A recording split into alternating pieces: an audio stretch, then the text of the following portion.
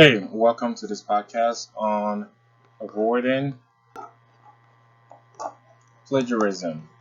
All right, this is a big deal. Sometimes people just overlook this as no big deal. No, I'm hurting no one, but yes, you are, because if you continue down this road of dishonesty and for something as simply as reasons of just procrastinating and suddenly you just feel the pressure to put something together because something's due, it can lead you into bigger trouble down the road, which for this project could ultimately get you an F. Down the road, the consequences can be and will be a lot more severe than just getting an F in a class or a course. All right. Let's take a look at some of these pictures and see if that gives you some idea when I talk about plagiarism. What are some of the things that you know I'm talking about in terms of plagiarism? Okay, let's look at plagiarism. For example, the last slide that you just look at. Let's look at those pictures. This guy obviously is copying something from another computer screen to another screen, which we know, duh, even though he's not copy and pasting, but he's still doing exactly the same thing. All right, passing someone else's work off as his own.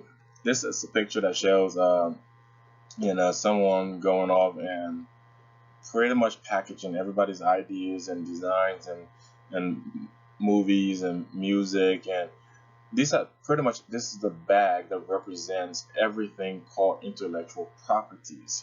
And when you take those things and you pass them off as your own, it is wrong. Taking again somebody's idea is not your own. That's wrong. Plagiarism is more so on the moral side of things, and the legal term of plagiarism pretty much comes down to is copyright infringement when you take it without permission. All right, plagiarism when you don't say where you took things from. Basically, it's the same idea of taking things without permission, pretty much. So both of these kind of overlapping. Um, there are so many things that make people fall short of the pick for or sorry. There are basically this picture that's telling you that it's easy to plagiarize because of so many reasons. A pressure to achieve a high grade, being so disorganized, simply doesn't care about the ethics, are not exposed to models of best practices, language barriers, lack of skills to extract and create your own information or synthesize things. Is very easy and convenient. Copy and paste to that into this world. Uh, there are different cultural perspectives on this. Ignorance of formatting tools, lack of consequences if cut. So, sometimes people are willing to take the chances to see what will happen if they got cut, and if they don't get cut, well, then the benefit from this. Sometimes most sometimes when you get cut, this is what happened. And in my opinion, getting an F or the failing grade for test or project after you've been caught plagiarizing is the least of punishment you can get. And so you should go thanking that teacher because you just learned a valuable lesson that will get you in further and bigger trouble down the road if you were to continue down that route. Um, Again, no credit where credit should be due. Uh, do not copy and paste. Pretty much that's, you know, in the words of computer these days, it's so easy to copy and paste. And this is one easy way people get themselves, in this trouble. If you cite things that you borrow, that will get you out of this trouble as well. At the end of the day, plagiarism is plain wrong. All right, it will get you into a lot of trouble, especially on this project and future work in your other classes if you don't learn to do it properly. All right.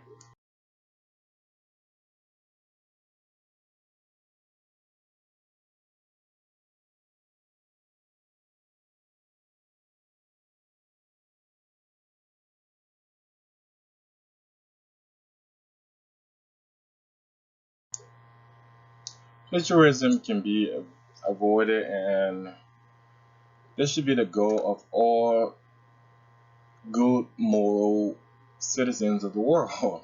Basically, we should all try to maintain intellectual freedom.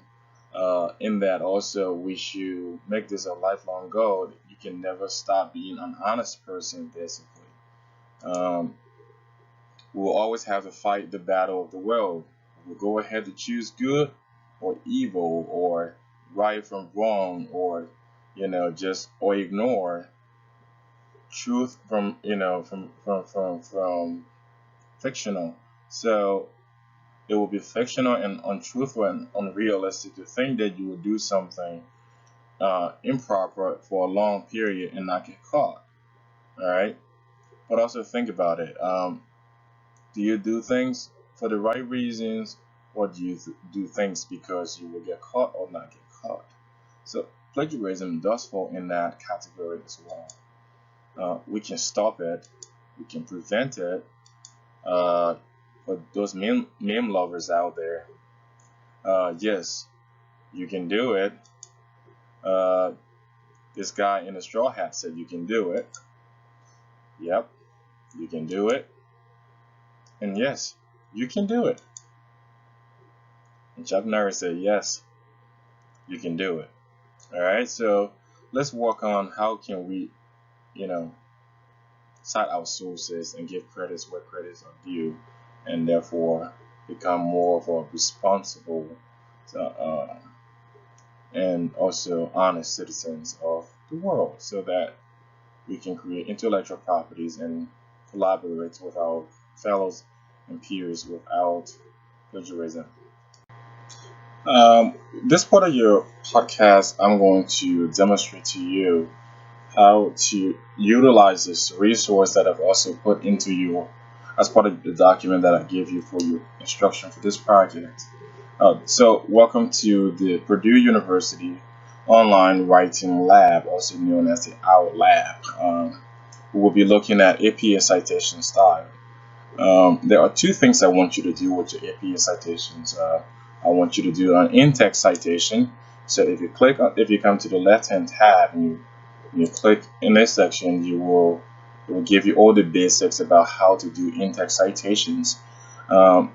We do in-text citations for several reasons. Sometimes we want to borrow just a fragment of a sentence or a whole sentence, all right, to emphasize a point. So we use short quotations for those. Sometimes we have longer quotations, like block quotations, and we also have to cite those as well. But what I want you guys to do for your project is to actually you know, emphasize summary and paraphrasing, because this, for me, demonstrate that you actually understand what you're talking about, more so than just what someone else have said. So there are two ways you can do this, as you can see here. We went over this in class, and I'm just going to go over it with you again. You you cite the source first, and you paraphrase later. So in this example, according to Jones, that's the last name, the year's 1998 in parentheses. APA style is a difficult citation format for first-time learners. All right, so that's a paraphrase version of that. This other side to this is just take the citation, put it to the end, and put the same thing as before. Paraphrase before reference. So APA style is a difficult citation format for first-time learners. Parenthesis, Jones 1998. And because this is a quote, this is from a book, so it tells you exactly what page number is that from. All right, so you are, even though it's paraphrased, but you still have to cite it, and your citation falls before your punctuation. So note that also. That was a common mistake I always made when I was young, when I was first doing this the first time. Is I always put this outside over here. Let me see if I can freeze the screen. No, I can't. But basically, I will take I'll put the punctuation first, and then I write the source, which is not proper. All right. The other thing that I would like you to do, that you are going to be required to do, is to also write your reference list. And there are different type of reference lists: books, print publications, and electronic sources, and non-other print sources. And we are going to be focusing on the electronic sources because your sources are primarily websites. So at this point, that's my expectations. But websites are put up on the internet by somebody else, so you got to give those people credit as well. So there are different ways you cite different things, but essentially they come down to what I told you in class. Author's last names, followed by that first and middle initial, date of publication, title. This one retrieved from. All right. So, I would know who it was, what they did, where would I find that, and this one has a periodical, that means journals, and so this might be like the New England Journal of Medicine, Volume 2, issue number 48, but we are not doing this. You're going to be doing websites, so I'll show you a much more simplistic way how to do websites, so we can get this project done quickly and over with. All right. The goal of doing all of these is to make sure that you get yourself out of trouble, because there are so many other sources of information, and we have to give credits where credits belong. But when we fail to do so out of laziness and procrastination, we get ourselves tangled up in a web of trouble. Plagiarism is something that is easily detectable nowadays, considering the advancement that we've had in digital media world. So please be mindful, and I will just walk you through some of the things I do when I write paper for my professors to make sure that I have not made any mistakes along the way, or something that I could overlook that could turn out to be very drastic for me. You can do this at home and test this out for yourself. If you type into Google, plagiarism checkers, all right, it will show up all these different free websites and free resources you can use to check yourself. Imagine if free websites can pinpoint this kind of information. Imagine what institutions like universities and colleges that actually have subscription to a full-fledged version of these resources. So I will walk you through what do I mean by that. Okay, so this is the one I usually use, plagiarism checkers.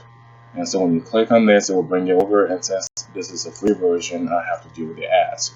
But that's no big deal. I will show you a paper I just wrote for one of my professors last semester. I will copy and paste this into, oops, there you go.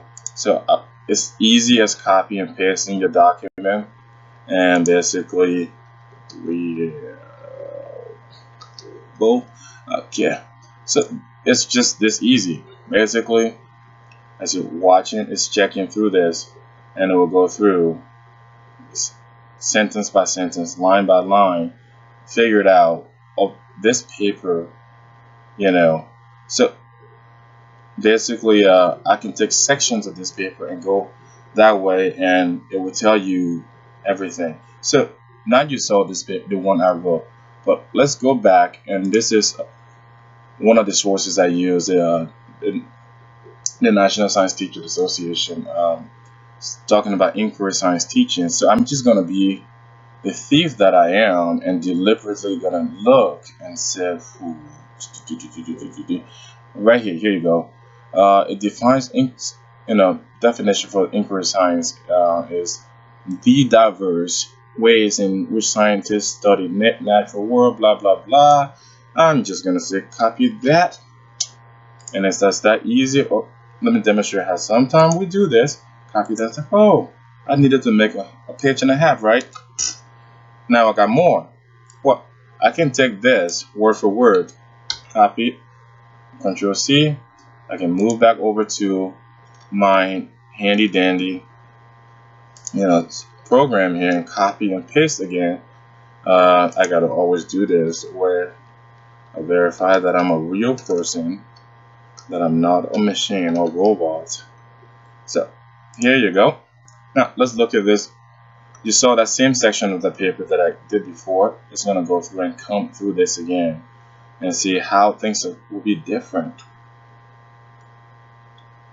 And this is very easy now for teachers and professors, because now it will flag which part resembles anything on the internet. It's as easy as me coming, okay, don't like this, click, and boom.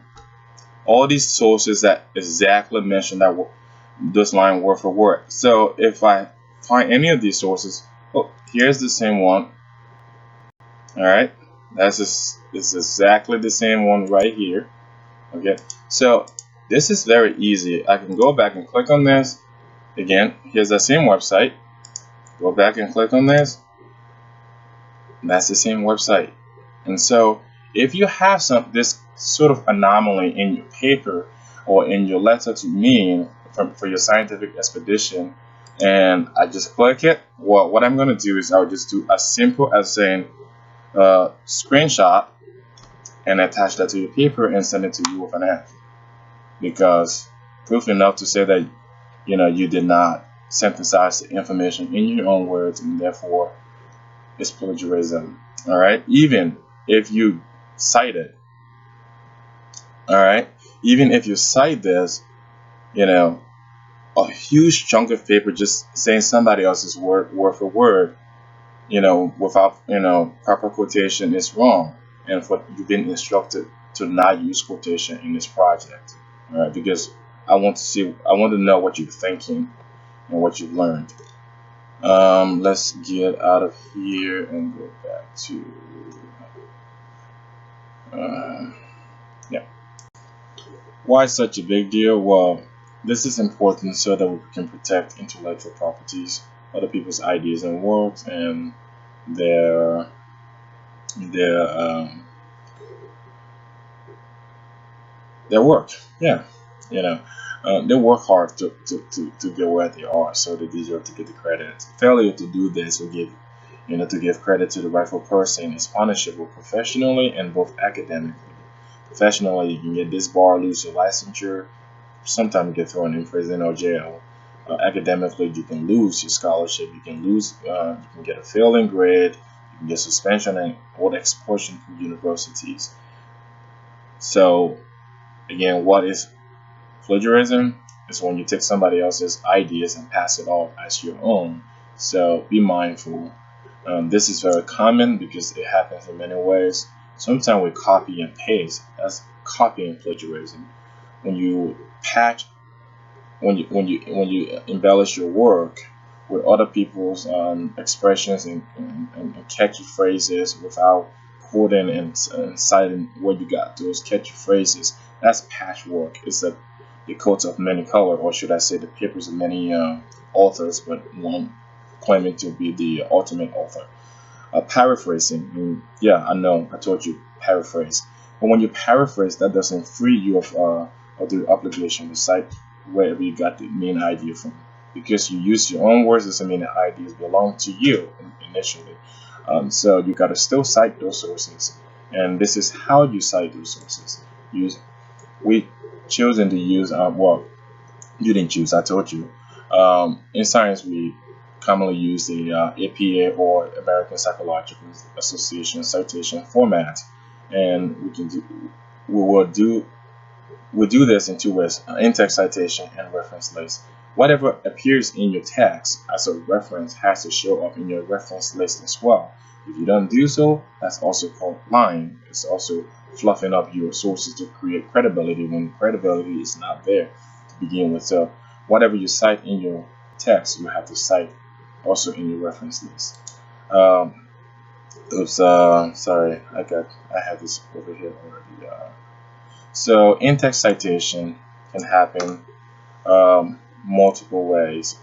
All right, it can happen where you cite first, all right, followed by paraphrased. Okay, followed by paraphrasing, and my computer just glitched. Come on. So you cite first, and this is followed by paraphrasing. The other way to do this also is you paraphrase first and then cite. Okay, so I'm going to show you what do I mean by that. To do that, all right. Oops, why can't this thing just stay there? There you go. All right. So the first way, cite first. So let's say according to Johnson,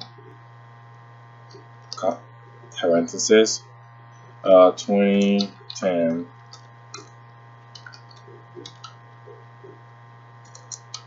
teenagers must sleep well during the night to perform well in school during the following day. Alright, so that's this person's last name, so you use the last name. The other way to do this is take that same information. Teenagers need to have an adequate amount of sleep each night to do well in school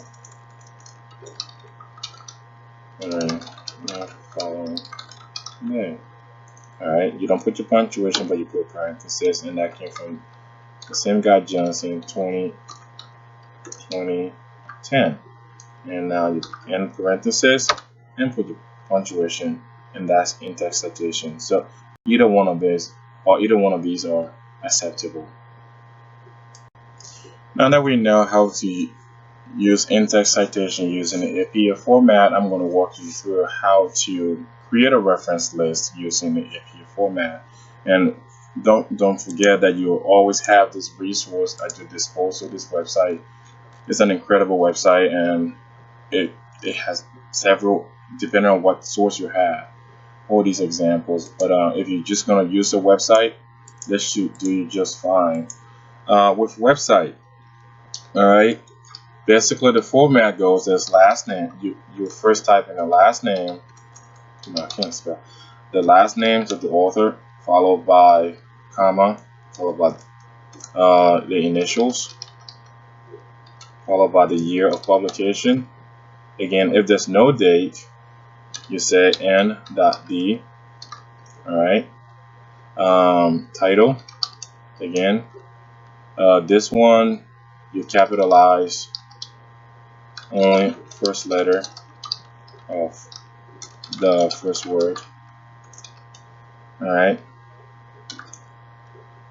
This is followed by you type this in, retrieved from. Alright, then you type in the URL. Let me make sure that I did do that right. Alright, retrieve from. Okay, there's no punctuation whatsoever. So let's go back. Oops, and fix that. Alright, so just a retrieve from and then the URL. Alright, that's how you do a website. So example, let's look at, so when you look at many websites, some do not have exactly an author and a date.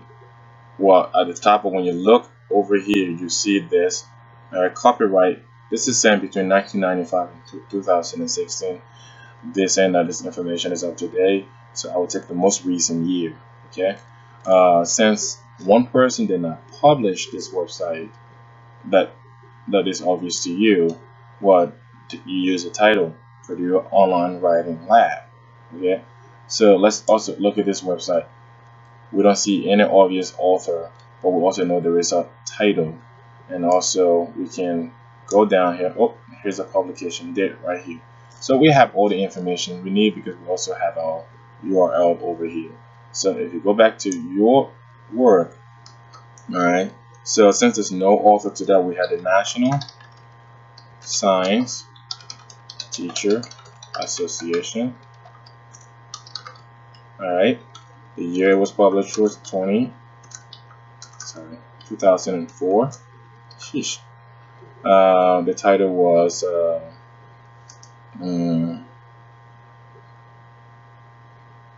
NST acquisition statement, and just that one, and it's capitalized T as acquisition statement, scientific inquiry.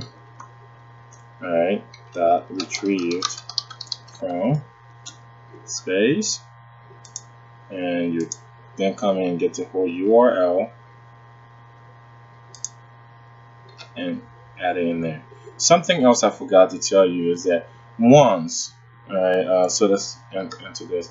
Once you have gone past the first line, anything after the first line, the subsequent lines in your reference list have to be a hanging indentation, meaning you have to indent half an inch. Alright, so what we're going to do now is we're going to fix that by pushing this, tabbing, and pushing this to the right. Alright, be mindful if this creates a for example, if I went down here to create my next one, it will create a hyperlink. So I can just easily come right click on that and remove the hyperlink, so you don't have that messy blue streak overriding. So let's say I'm going to pick one of my students and say Rager dot, sorry, Lauren, I don't know what's her first middle initial is. Let's say the year is 2016, and she wrote an article on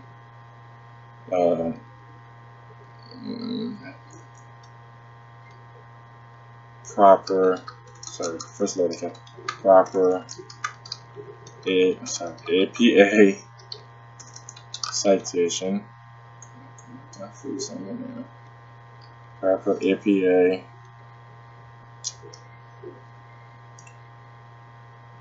citation.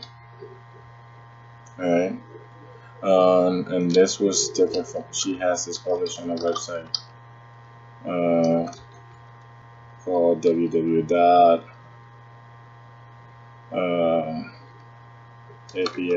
citation.com/apa/citation.html, which is not a real website, by the way.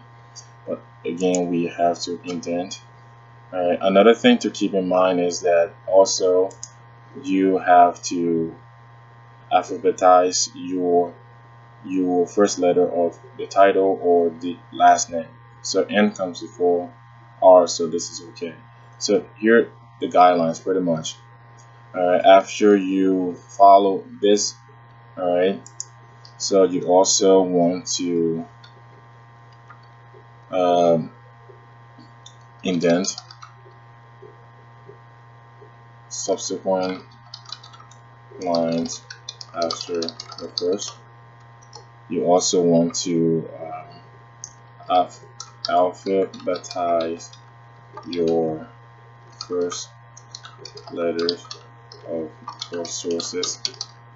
Alright, once you do that, you're home free and you're ready to go. Oh, and the last thing I missed, sorry, is that your reference list is a separate page which is titled as references, and then you can type that in. So this is not part of your 1.5 page of information. This is a separate page.